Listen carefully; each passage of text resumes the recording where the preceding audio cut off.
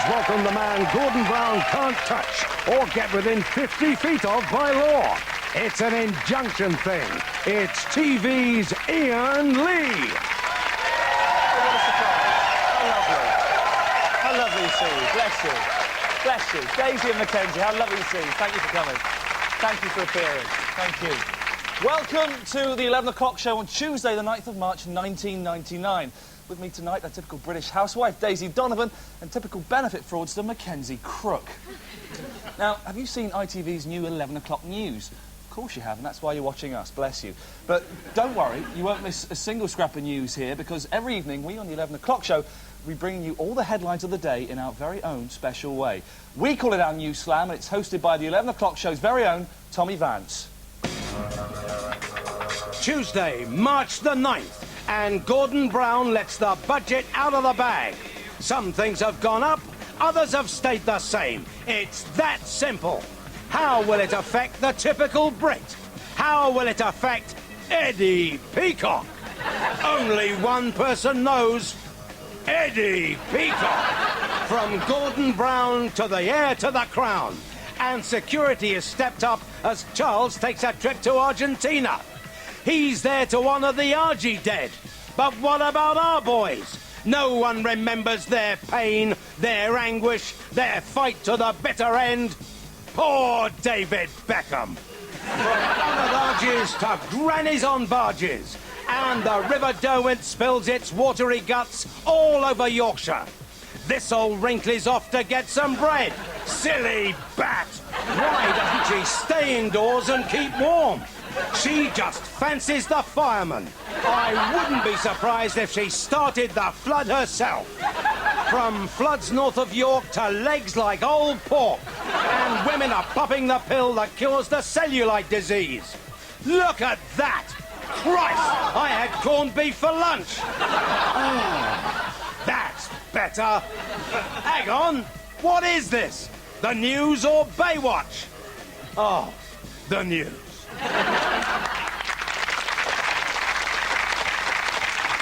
Now, today was Budget Day, which was very lucky for Chancellor Gordon Brown because he chose today to deliver his new budget. Coincidence. Now, I fancy myself as a bit of a speculator, and so this morning I invested in these. I bought 20 Lambert and Butler, 4 cans of Castlemaine, and a litre of SO 4-star. Now, from these two, I made a cool 30 pence, which I immediately spent on this. This is a leading brand of chocolate, which, for legal reasons relating to the product placement, I can't name. Unfortunately, I lost out on a whopping 40 pence windfall on these. That's because the Chancellor laid off the booze, for once. But, bless you. But how did I know what to invest in? Well, because every year he targets exactly the same things. Beer, fags, petrol. Your working-class staples, or, as we now say in classless New Britain, peasants' things. So, if it's the same budget every year, how come it takes Gordon Brown 12 months to write it? Daisy Donovan literally has the answer. Yes, I do. Gordon Brown's desk diary. April 1998. Only 11 months till the budget. What the hell am I going to tax? Need ideas. Well, at least I'm not gay. September 10th. Drove to work this morning, passed a bus stop. Everyone was smoking. Gave me a great idea. Tax buses. September the 11th. Not buses. Need something more like cigarettes. Got it, fags. March the 8th. Fags and what? Rope? Fuck it. Why don't I freeze the price of booze for a year till the millennium? That will make me more popular than Tony. The diary of a genius. No, Daisy, the diary of a Scottish fool. Beer, fags and petrol are old hats. If you want to increase tax revenue, Gordon, get with it. Read the papers. Check out what's happening right now. Think, what's new? What are the people up to today? And then slap a tax on it. The scary Mackenzie's got a few suggestions. That's right, Ian. We Brits can't seem to have a day trip to Bridlington these days without getting kidnapped. So, slap a tax on it. A 15% tax on holidays in Yemen would net an extra £60 billion.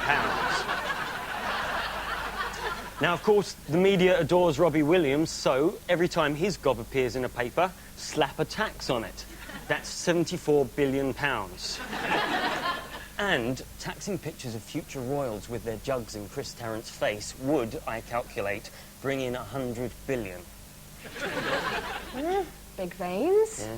Now, if Gordon Brown would hit them instead of these, he'd claw in over £200 billion, leaving peasants like us free to enjoy the simple pleasures of life.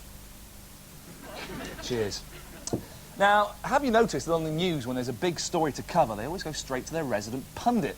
Well, we can do that as well. We've got our very own resident pundit. He was Margaret Thatcher's press secretary for a staggering 11 years. It's Sir Bernard Ingham. Let's go to him now for his reaction to the budget. Sir Bernard, how are you? I'm fine, thanks, Ian. How are you? I'm very well, thanks for asking. Now, you were in the papers yourself today, weren't you? I'm fine, thanks, Ian. How are you? That's fine. Obviously, you don't want to talk about it. We understand. So, Bernard, what was your reaction to today's budget, then? Tell us. How many more cats must die before this practice is outlawed? Sir Bernard Ingham, thank you very much. More incisive comment on breaking stories from Sir Bernard during the course of the show. Now, according to today's Times, the newly published book, New Start Worship, billed as a worship book for the millennium, says that shopping is next to godliness. What's going on? Are the churches going too far in their attempts to make religion relevant to the masses? Ian, lovely Ian, took to the streets this morning to try and find out. So shopping can bring people closer to God than going to church. Is this true or just complete bollocks? Even our Lord Jesus Christ, our Lord and Saviour, Jesus Christ, the master of all creation, amen, must move with the times. I've come here to London to find out just what changes the church has to make to face the challenges of the 21st century. Do you believe in God? I believe in God, yeah. Do you believe in life after love? Life after love. Life after love. After love? Well, not really, because I've been divorced, so I ain't got life after Oh, really? love. Do you believe in life after love? One of the changes the progressive churches are looking to make is actually change the lyrics to some of the hymns. They think of changing the words of "When I needed a neighbour," the hymn "When I needed a neighbour," to "When I needed a dealer, were you there, were you there? When I needed a reefer, man, were you there?" It sounds sick, quite frankly.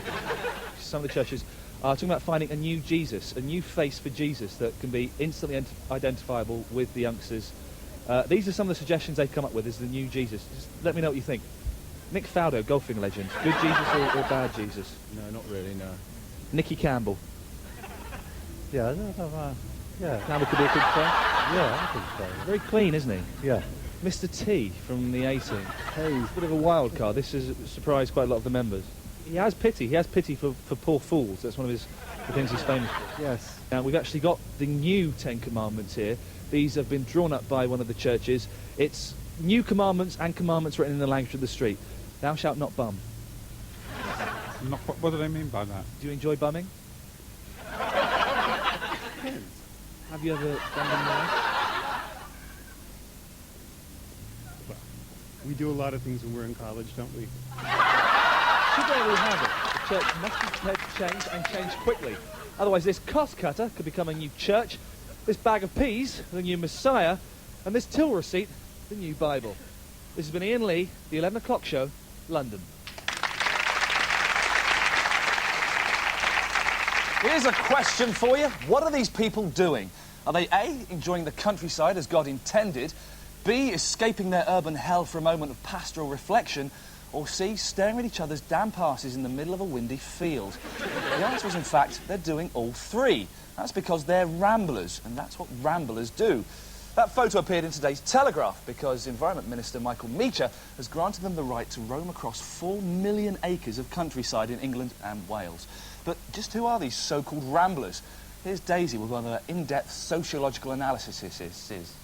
I can pronounce it, Ian. Ramblers are simple folk. Men ramblers are called Jeff, and when they're not rambling, they like to collect medals. Now, girl ramblers are lovely and plump and never shave. They're a resourceful breed and can deal with a mountaintop menstruation with nothing more than a stale bun and a pair of thick socks. We love ramblers. We appreciate everything they've done for the Cagoule and we support their right to ramble. The trouble is, for the non-rambler, they're a right pain in the nuts. With only 4 million acres to choose from, it won't be long before they're rambling right near you.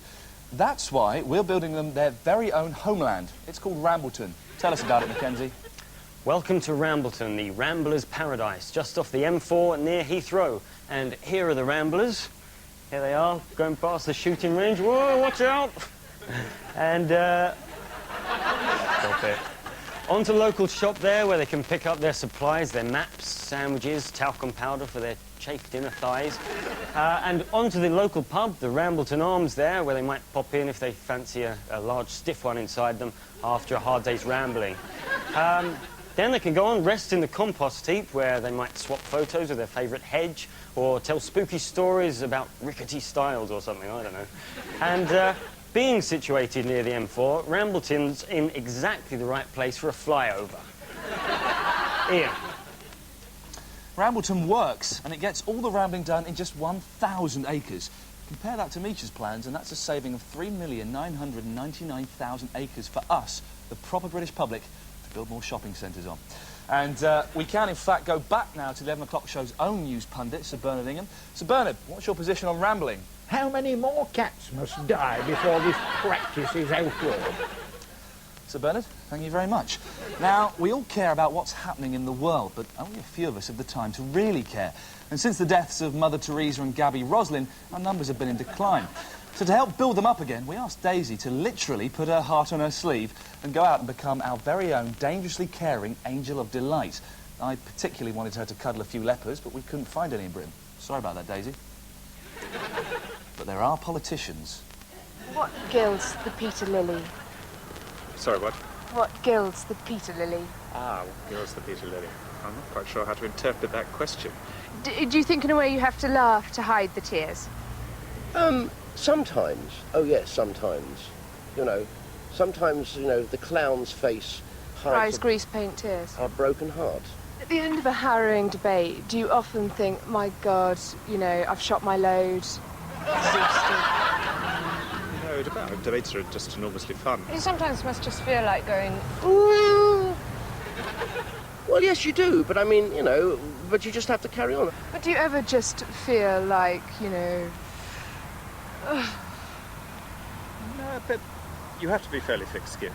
The fact is that politicians have a fairly low level of esteem amongst the public, but I'm encouraged by the fact that journalists have an even lower one.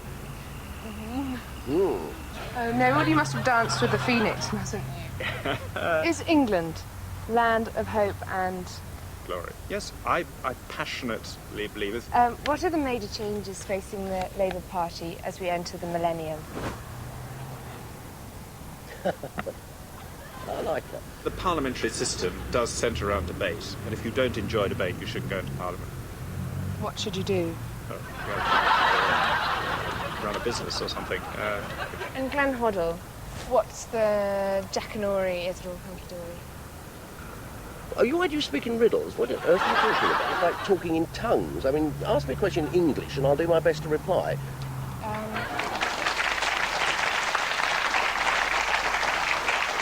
The charming Daisy there. And Daisy, I understood every single word you said. God bless you. Good. That's her showing us one way to get a response from the glorious rulers of our land. Here's Simon Michael Simon with another way. See you after the break. Simon Michael Simon here, and Mr Lormer sent me to Westminster to get the autograph of MP and Member of Parliament Stephen Dorrell. Now, I've got my book, and I'm a bit nervous and tense, and hopefully I'm not going to be sick. So wish me luck.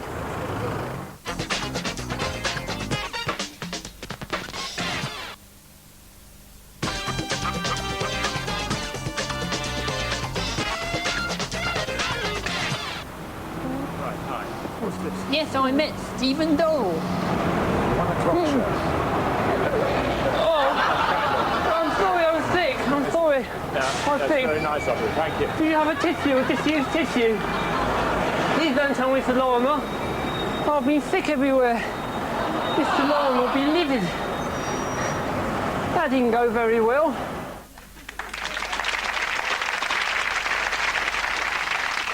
And we've just got time to give you the answers to yesterday's quiz on Chris Tarrant, host of Britain's most popular television show, Who Wants to Be a Millionaire. He's on the front of the Mirror today for giving contestants money for wrong answers. Here we go. The answer to question 1 was £1 million, ladies and gentlemen. The answer to question 2, the average IQ is 17. The answer to question 3 was Lenny Henry, and his catchphrase was, OK.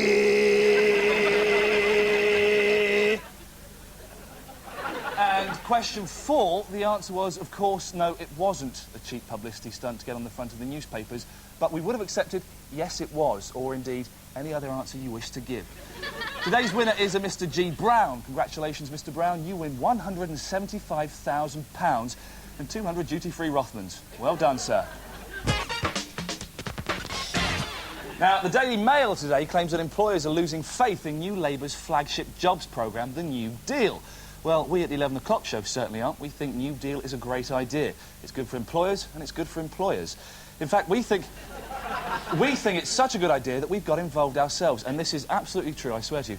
We've taken on our very own New Deal boy. He's here tonight. Please welcome Dan Metrio. Let's hear it. Dan.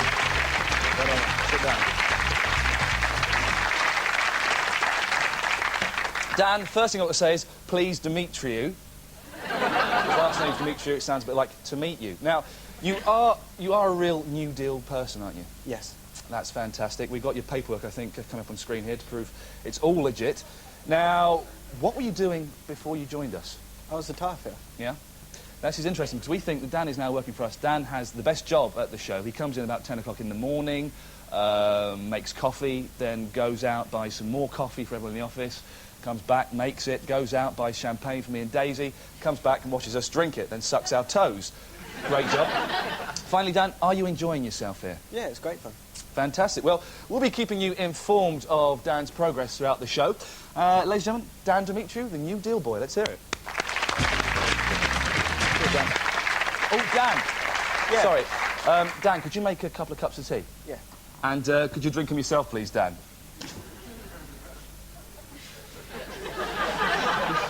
We have a lot of fun. Now, like the whole nation, the 11 o'clock show was stunned last night by Michael Howard's shock announcement that he was resigning from the shadow cabinet. Pundits are baffled as to why a man at the heart of William Hague's ace squad should swap the front bench for highly lucrative directorships. Someone who knew the man behind the mask was the talented former Home Secretary's close comrade, Sir Bernard Ingham. Sir Bernard, how would you describe Michael Howard? Personally, I never met the man, but he was a great friend. What conclusions do you draw from this shock announcement? There is no place in British society for poorly made furniture. Sir Bernard Ingham there, speaking for us all there, I think. Now, the papers today are full of hello has-been Della Bovey's new boyfriend, Anthony Costanduros. What's all the fuss about? If you're not sure, here's what the papers ought to say. It's our regular feature, What the Papers Ought to Say. The Sun tells us, this is the dreadlocked toy boy who is the new lover of dumped Della Bovey. And what they meant was... Remember that woman who used to do the lottery? Well, remember her lover, remember his wife. Right, bear with me. Now, he's left her, she's now seeing someone else, and guess what? He's got grubby hair. The Mail reveals that observers could not help remarking that beneath the matted tresses he was a dead ringer for Della's departed husband, Grant, illustrating their point with a mocked-up photo. What they meant was... Put any white guy in dreads and he'll look like an arse. And the Mail goes on.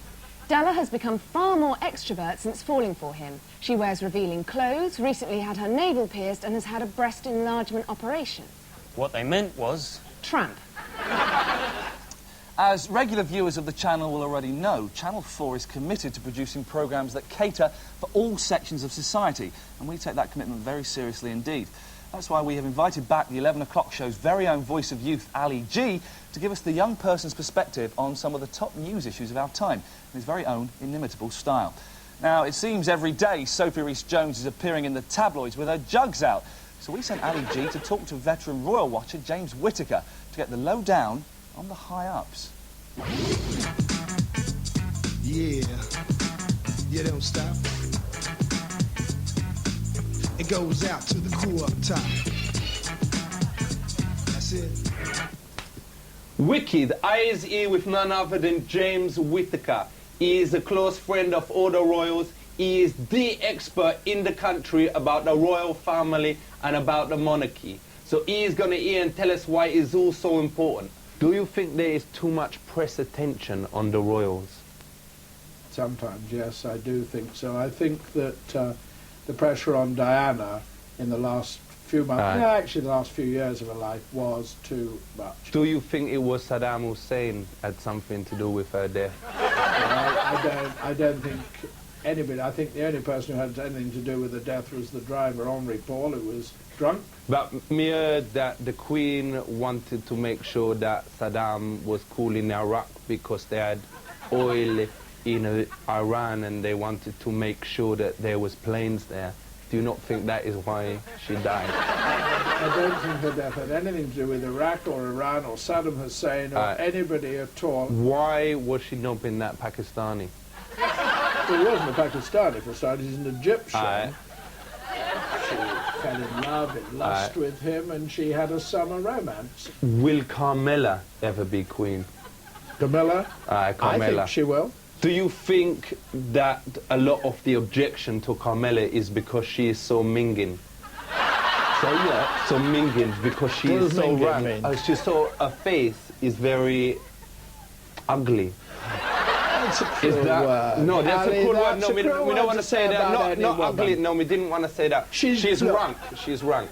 Yeah, look, most women in this country will have a hell of a job. Dodgy. Well, no, being compared to Diana, who was a very good-looking woman, no, she was very tasty. So you put anybody up against Diana and it's a wee bit of a problem. She's also a very fit woman. She rides well. She ain't fit, man. No, this is a woman who understands Prince Charles well. She satisfies But she looked like Rod him. Hull. She does, man. What do you think about Fergie? I think she's a decent person. Did they not find pictures of her sucking someone's knob or something? No, they didn't find pictures of that. In fact, I was present at this. You're talking about sucking somebody's toe, or having her toes sucked. Aye, but they used the word Johnny toe. Bryan. They used the word toe. No, I was watched this. Naughty. All right. Thank you very much, James Whittaker. And it is time that you at home start knowing about the monarchy, start knowing about the Queen, because she is in control of the country. Check it out. Big up yourself, Mr. Whittaker. Thank you. Well, that's the end of the show. We're on the air for the next 8 weeks. So if you'd like to contact us for any reason, maybe you've got a consumer gripe about fridges.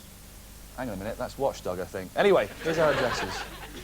The 11 o'clock show, PO Box 30002, London SE1 8WW. And if, like me, you're a bit of a geek, Daisy has our email address. Yes, in fact, it's the same as our normal address. You just have to write the word email along the bottom of the envelope. Daisy, Mackenzie, thank you. Good night.